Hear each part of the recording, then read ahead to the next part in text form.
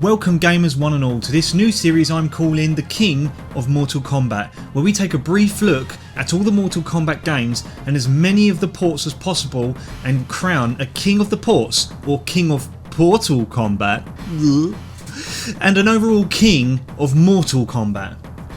Now please bear in mind that this video is of my opinion only and that yours and many others' opinions will differ. I will not be covering Tiger Electronic versions of the game, just PC, console and handheld ports. I will also be excluding games not part of the main line of Mortal Kombat games, including Mortal Kombat Mythologies, Special Forces and Shaolin Monks. And with that said, let's start the show.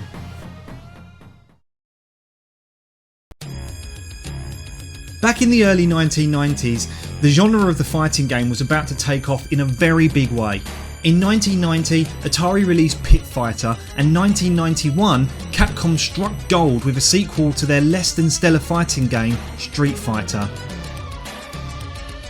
Street Fighter 2 took the arcade world by storm, and with reason.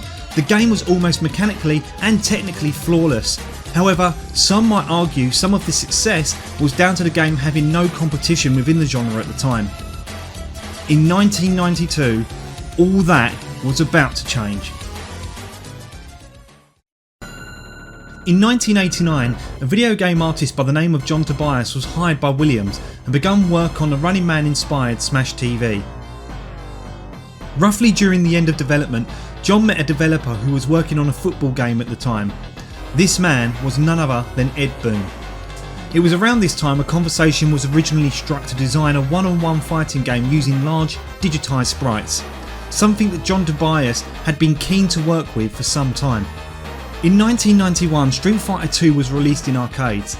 It was the result of the success of Street Fighter that Ed and John pitched the idea of a one-on-one fighting game to the powers at Williams, now Midway Games, which was now considered to be a viable option. An idea to have the game made tied to a movie licence was floated, to which Universal Soldier was briefly considered. However, neither John Tobias or Ed Boon wanted to pursue this. However, the idea of working with a martial artist like Jean-Claude Van Damme was something they were particularly excited about. However, ultimately, a deal with Jean-Claude Van Damme could not be reached and the Universal Soldier game was scrapped. Despite the setback, work began on Ed and John's one-on-one fighting game. Ed and John were both big fans of large sprites and wanted to implement this in their new game to show off more detail. During the development phase, project names for the new game were Q-Mite, Dragon Attack, Death Blow, Fatality and Combat with a K. It was only until legendary pinball designer Steve Ritchie noticed the word Combat that he suggested calling the game Mortal Kombat. Immediately, Ed Boon agreed that this was the perfect name and thus Mortal Kombat was born. Work had officially begun on Mortal Kombat. When it came to capturing the characters, John Tobias turned to actors who all had martial arts backgrounds. Characters filmed their moves, reactions and fighting stances. The idea to have fighter intros, much like you see in modern fighting games today, were filmed, but ultimately this was scrapped due to lack of memory. During development, Ed Boon specifically recalls having a demo which showed off their uppercut move. Passers-by at Ed's office were drawn to this and would request to see it performed multiple times. Word spread and more people would request to see the uppercut move.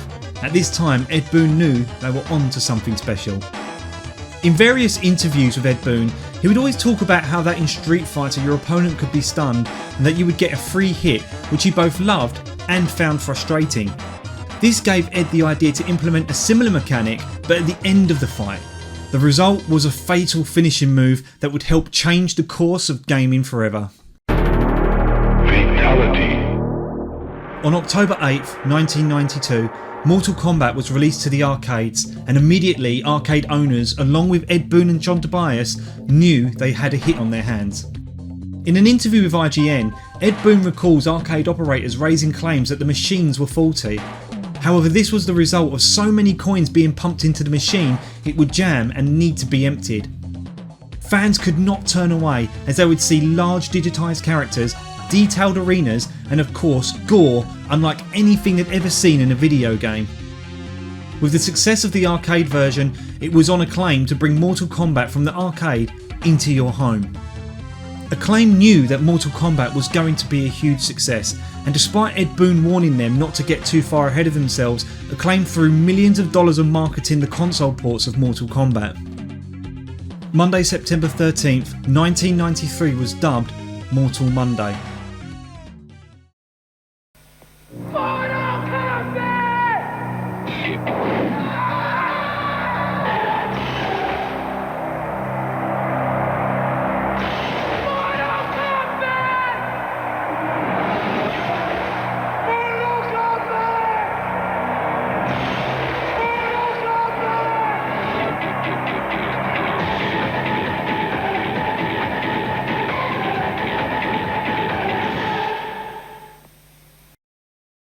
Mortal Kombat was released on multiple, and I do mean multiple platforms. However, one thing that was not expected is just how much of an impact these home ports would have.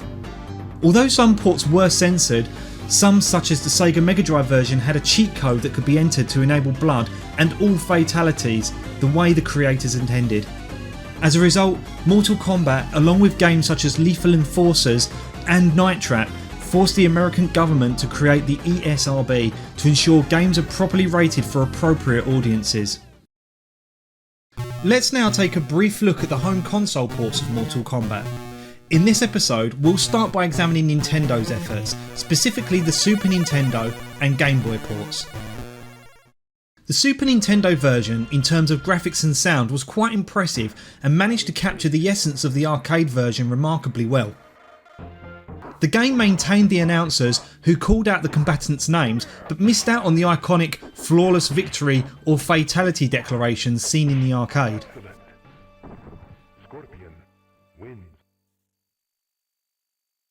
One noticeable difference in the SNES version is the absence of blood, in line with Nintendo's family-friendly approach where it has been replaced with sweat. Furthermore, all fatalities are reworked and labelled as finishing bonuses, losing some of the original gruesome flair. For example, Sub-Zero's spine rip has been replaced with a free shatter move, Kano seems to take nothing at all, and Johnny Cage just sticks his foot in your chest. Only a few fatalities like Scorpion's, Sonya's and Liu Kang's remained unchanged. The character sprites are large and reminiscent of the arcade version, but the controls leave something to be desired. Whilst the punches feel responsive, the kicks and jumps feel slow and sluggish, almost as if there is some latency involved, making the overall gameplay feel a bit lacking. All the stages for the most part look relatively detailed. I especially like that in Shang Tsung's throne room, Shang Tsung will adjust his head depending on where the combat is taking place. The music, while not perfect, still bore a strong resemblance to its arcade counterpart.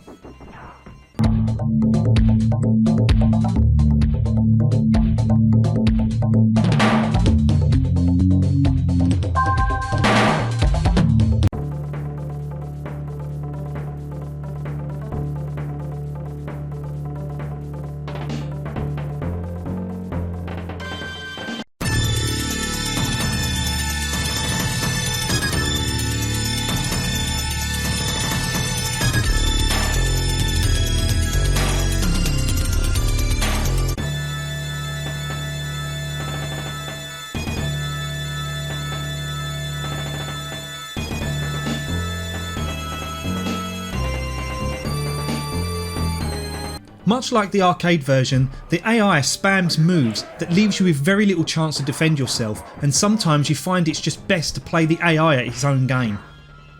As for the endings, well, they are technically there, but what you are treated to is just a character pose with vertical scrolling text.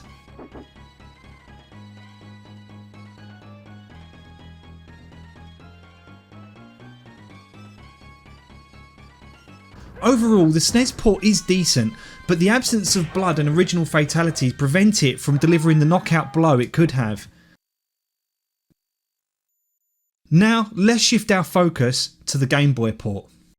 Immediately, I will say that given the fact that this is on extremely limited hardware, I should be trying to give this port the benefit of the doubt. But oh man, is it ever hard not to be critical of this port, because it is bad, really bad. It's like they tried to work their magic by fitting an arcade game into a tiny Game Boy cartridge, but instead of pulling a rabbit out of a hat, they pulled out a corny piece of shit. First off, let's get the obvious out the way. Due to the limitations of the cart, a character had to be excluded from the roster. But why? Why did it have to be Johnny Cage? Kano was proven to be the least popular character in the arcade according to the audits, and whilst I like Kano, I probably would have preferred to have kept in Johnny Cage. The reduced colour palette makes it challenging to distinguish between Scorpion and Sub-Zero, who are having a bit of an identity crisis, making character selection a guessing game for those unfamiliar with other ports. Gameplay is incredibly tough due to the Game Boy's limited 2-button setup compared to the arcade's 5 buttons. Just look at the manual and the many different ways to perform these moves. It's like looking at a damn network diagram at times. The controls are stiff and gameplay is overall incredibly sluggish. It shouldn't be so difficult to perform an uppercut. You find yourself crouched and furiously pressing the B button only for nothing to happen. Then, out of nowhere, your character will just perform the uppercut. Speaking of performing moves, pulling off a special move comes across as random. With Liu Kang, I was constantly pressing back B for a fireball, which just never happened. I did manage to pull off a flying kick with forward A, but it quite literally happens at random, as other times when you input the commands, nothing happens. I had a little more luck pulling off some moves with Scorpion, but honestly, the speed in which you have to input these commands for the move to succeed is incredibly slow. Back, B. In most fighting games you tend to pull these off at light speed. No, light speed is too slow. Light speed too slow? Yes, we're gonna have to go right to ludicrous speed. Sorry, ludicrous speed. As for the fatalities, finishing moves, they are also tough. I managed to pull off Scorpion's finishing move by slowly pressing forward A and B, but had no luck with any of the others. Oh, and if you're a fan of the pit, forget about it, because the pit fatality is gone. At first it looked as though the AI also had trouble pulling off the special moves, as I rarely ever saw them carry them out. That is until you get to the later stages, at which point the combinations are etched into memory. There are only 3 stages in the game: the courtyard, the pit and Goro's lair. Not including the intro music, there are just 2 tracks, meaning a lot of repetitiveness that consist of blips and shits, further dampening the experience.